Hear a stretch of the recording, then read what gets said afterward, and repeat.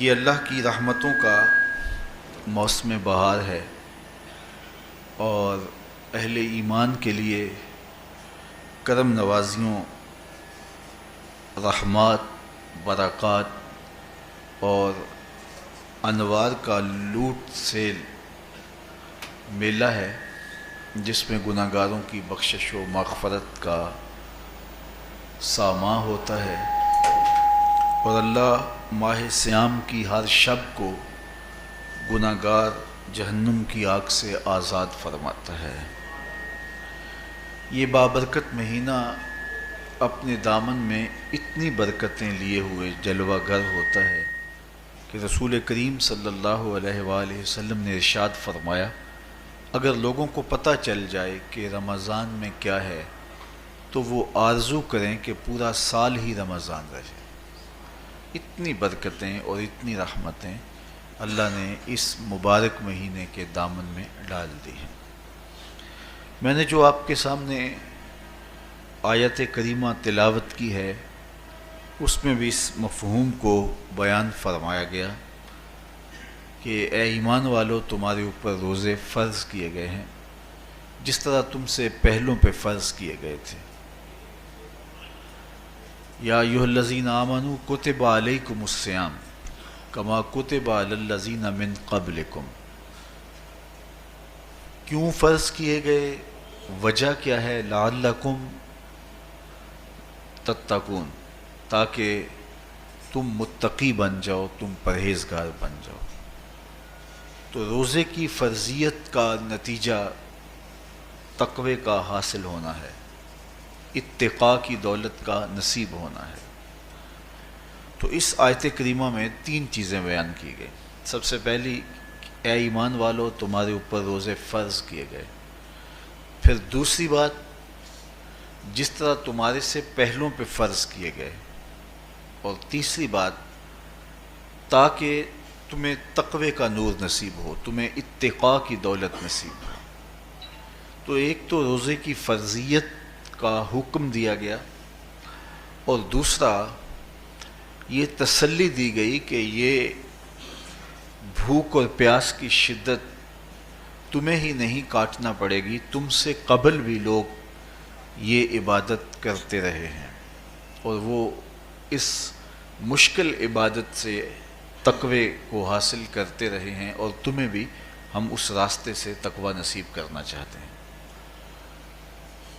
علامہ حقی علیہ رحمہ نے لکھا ہے کہ ملک تحمور الثالث، یہ حضرت آدم علیہ السلام کی اولاد سے تیسرا بادشاہ گزرا ہے، اس کے زمانے میں قحط پڑ گیا تھا، تو اس نے اپنی قوم کو یہ حکم دیا کہ ایک وقت کا کھانا آپ کھا لیں اور ایک وقت کا کھانا بچائیں اور وہ قحط زدہ علاقوں میں بھیجیں۔ تو قوم نے اس حکم کو بصر و چشم قبول کیا اور ایک وقت کا فاقہ کاٹ کے اپنے ان بھائیوں کے لیے وہ کھانا بھیجتے جو قحط میں مبتلا تھے۔ قوم کی یہ ادا اللہ کو پسند آ گئی اور وقت کے نبی پر وحی کی گئی کہ تمہارے اس عمل کو ہم عبادت قرار دیتے ہیں۔ تو حضرت آدم علیہ السلام کے بعد متصل ہی یہ عبادت فرض کی گئی، اور پھر جتنی بھی ملتیں، قومیں اور امتیں آئیں، ان میں روزے کی تحسین کی گئی اور روزے کی تلقین کی گئی۔ پرانی جتنی بھی کتابیں ہیں، اناجیل ہیں، تورات ہے، اس میں روزہ داروں کی تعریف موجود ہے۔ اور حضور علیہ السلام جب اس دنیا پہ تشریف فرما ہوئے تو آقا کریم روزے کی فرضیت سے پہلے بھی روزے رکھتے تھے۔ ویسے روزہ سن 2 ہجری کو فرض ہوا ہے، شعبان المعظم کے مہینے میں، لیکن اس سے قبل بھی ایام 20 کے حضور روزے رکھتے تھے، اور اس کے علاوہ بھی مختلف ایام میں اللہ کے محبوب روزے رکھتے تھے۔ روزے کی فرضیت کے بعد حضور علیہ السلام کی زندگی میں کل 9 رمضان آئے ہیں، جس میں 7 29 کے تھے اور 2 30 کے تھے۔ یہ بات ذہن میں رکھیے گا کہ روزے 29 ہوں ثواب پھر بھی 30 کا ہی دیا جاتا ہے. تو زیادہ تر جو رمضان المبارک کے مہینے ہوتے ہیں وہ 29 کے ہوتے ہیں، 30 کے کم ہوتے ہیں. حضور کی زندگی میں 9 میں سے 7 جو ہیں وہ 29 کے ہوئے ہیں اور 2 30 کے ہوئے ہیں، تو ثواب پورے 30 کا ہی ہے. بعض لوگوں کو زیادہ ہی مسئلہ ہوتا ہے، 29 ہو جائیں تو یہ اللہ کا کرم ہے کہ روزہ رکھنا بھی نہیں پڑا اور 30ویں کا ثواب بھی مل گیا، لیکن وہ شور مچا دیتے ہیں کہ یہ روزہ کھا گئے ہیں. میرا نہیں خیال کہ کسی کو اپنے ذمے اتنی بڑی امت کا بوجھ لینے کی پریشانی ہو اور وہ خام خواہ ایک روزے کے لیے پوری امت کا بوجھ اپنے کندھوں پہ ڈال لے.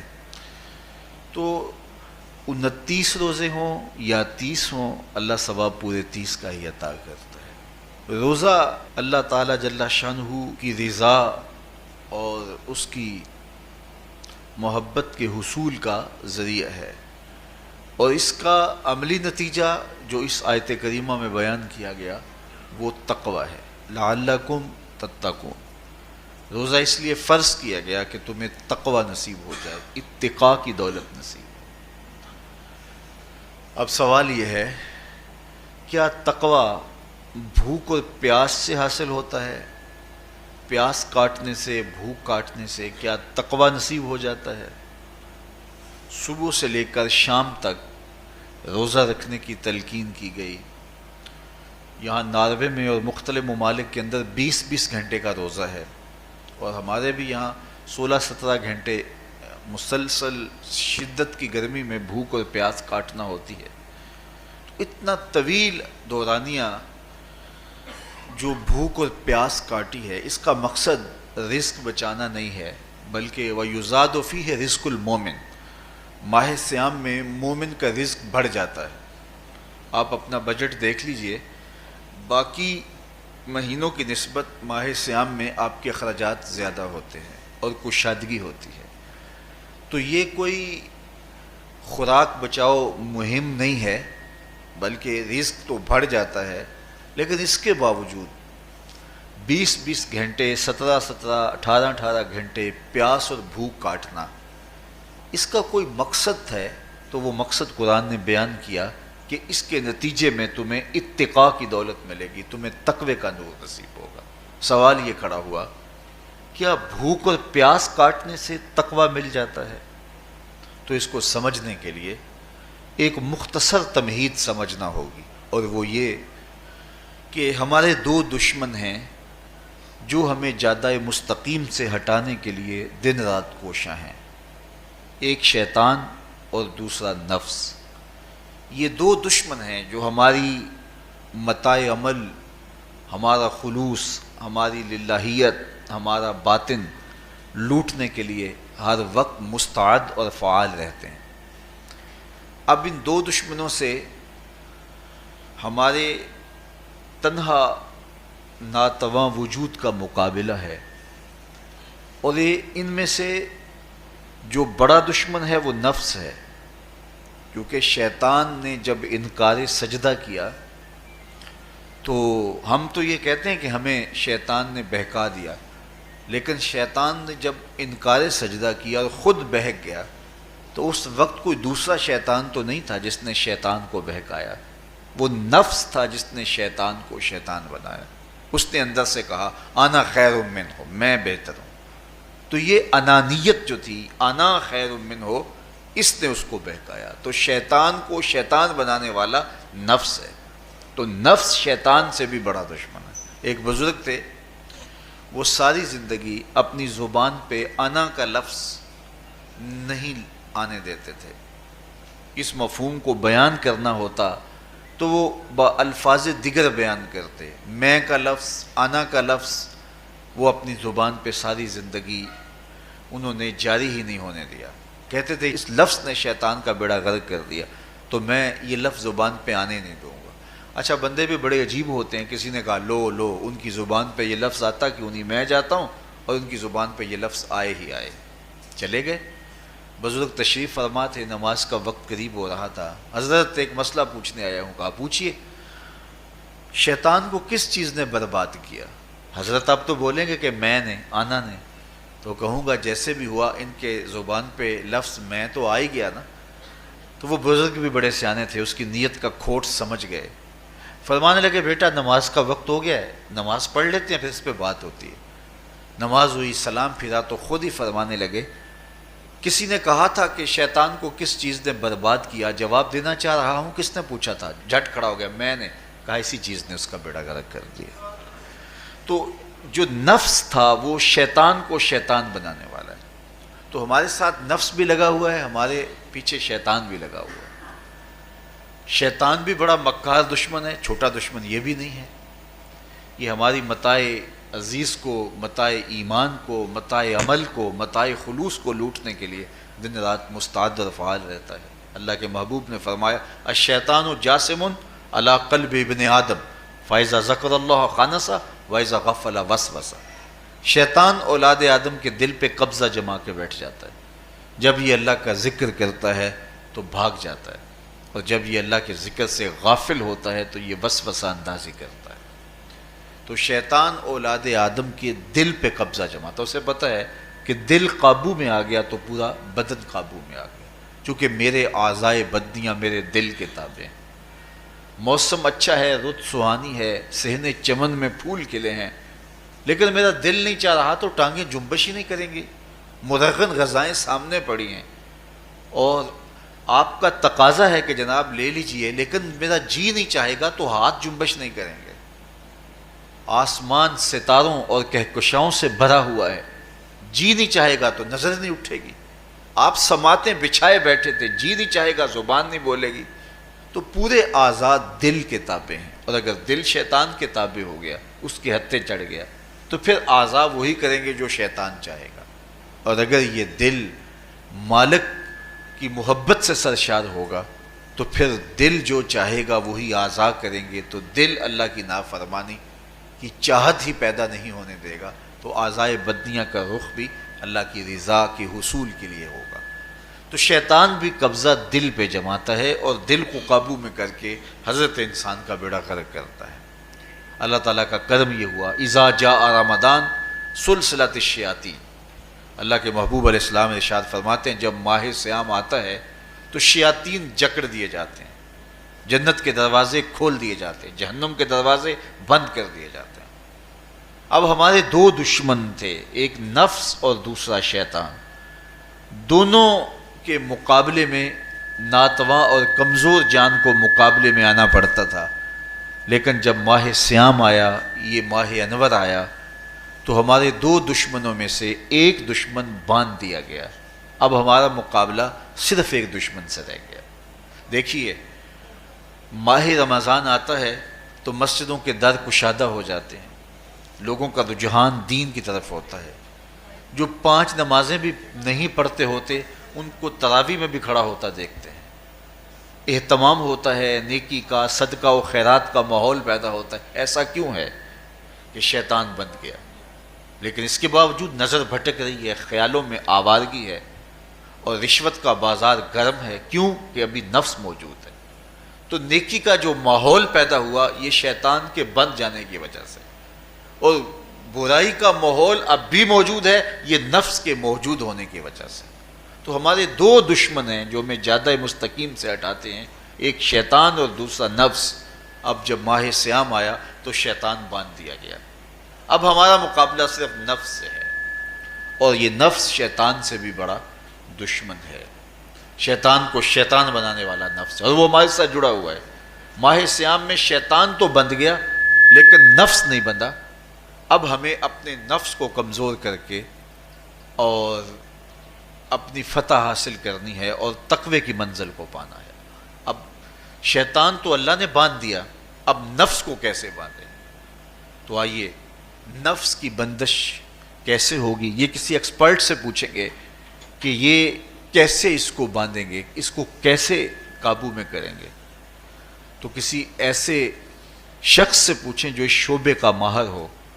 تو علامہ اقبال کے مرشد ملا جلال الدین رومی علیہ رحمہ کہتے ہیں آؤ تمہیں میں ایک معالج کا پتہ دیتا ہوں جو تمہیں اس بیماری کا علاج بتائے گا اور اس کی بندش کے طریقے بتائے گا۔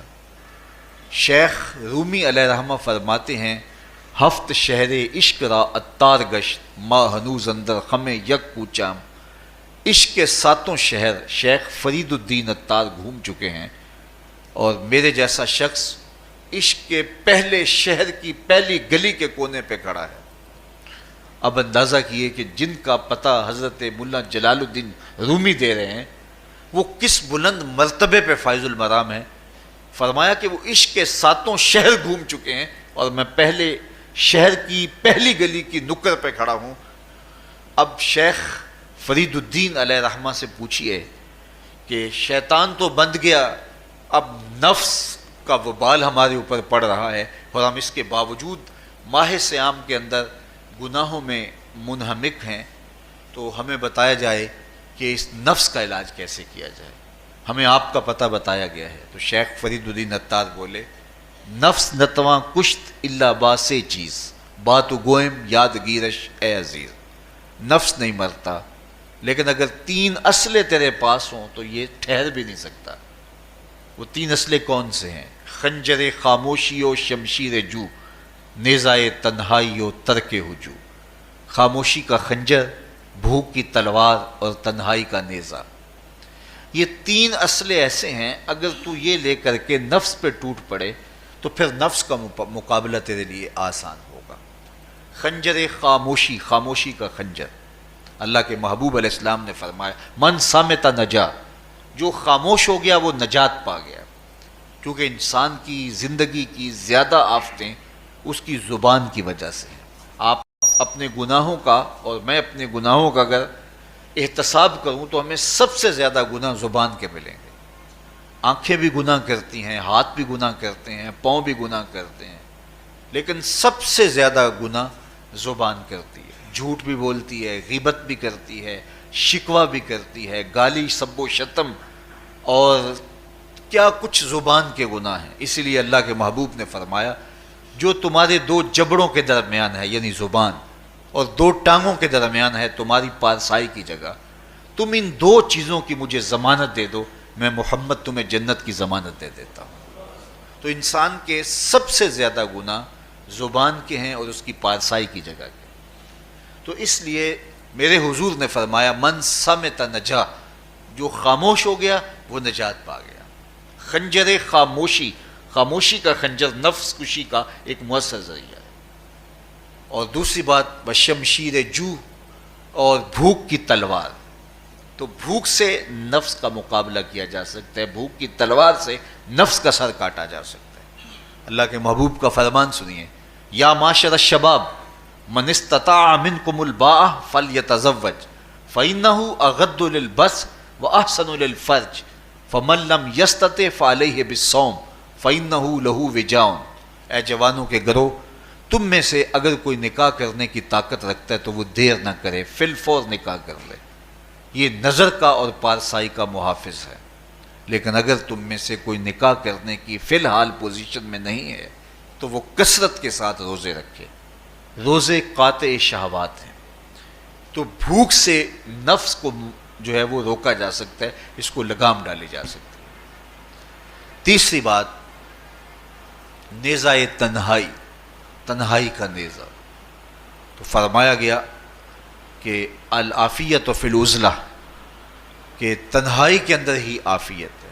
جب مجلسوں میں غیبت کی بدبو پھیلتی ہو اور چغلی کا ماحول معاشرے کا جزو لا ینفک بن جائے اور مجالس کے اندر نظروں کی پاکیزگی کا قائم رہنا مشکل ہو جائے اور انسان کی زندگی کے اندر گناہوں کا بہت بڑا سبب مجلسی زندگی ہو تو پھر اس سے تنہائی بہتر ہے۔ حضرت شاہ نقشبند بخاری فرماتے ہیں کہ فقیر کے لیے سب سے اچھی جگہ اللہ کا گھر مسجد ہے، یا کسی کامل صالح شخص کی صحبت ہے، اور یا پھر تنہائی ہے۔ چوتھی جگہ ہلاکت کے علاوہ اور کچھ نہیں ہے۔ ہمیں اپنے کاروبار میں، اپنے معاملات میں، اپنی ملازمتوں میں جانے کی تلقین کی گئی تو وہاں یہ تلقین کی گئی کہ دیر سے جاؤ جلدی واپس آ جاؤ، اور مسجد میں جاتے ہوئے تلقین کی گئی کہ جلدی جاؤ اور دیر سے واپس آؤ۔